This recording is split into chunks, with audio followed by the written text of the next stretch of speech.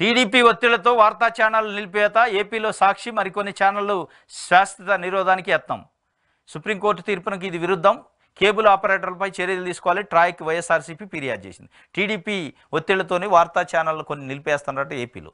దాంట్లో ప్రధానంగా సాక్షి పేపర్, కొన్ని ఛానల్స్ ఉన్నాయట, యూట్యూబ్ ఛానల్ ఏమైనా ఉన్నాయా మరి, కొన్ని ఛానల్స్ అయితే నిరోధించడానికి ప్రయత్నం చేస్తున్నారట.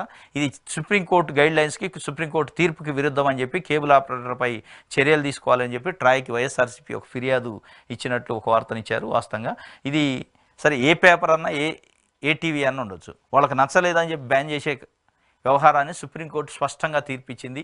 మీకు నచ్చినా నచ్చపోయినా ఫ్రీడమ్ ఆఫ్ స్పీచ్ ఉంటుంది. ఆర్టికల్ 19A ప్రకారం తప్పనిసరిగా ప్రతి వ్యక్తికి, ప్రతి ఛానల్కి, ప్రతి వ్యక్తి భావ ప్రకటన స్వేచ్ఛ అది. దాన్ని నిరోధించే హక్కు ఏ పార్టీకి కానీ ఏ ప్రభుత్వాలకు లేదని స్పష్టంగా సుప్రీంకోర్టు చెప్పింది.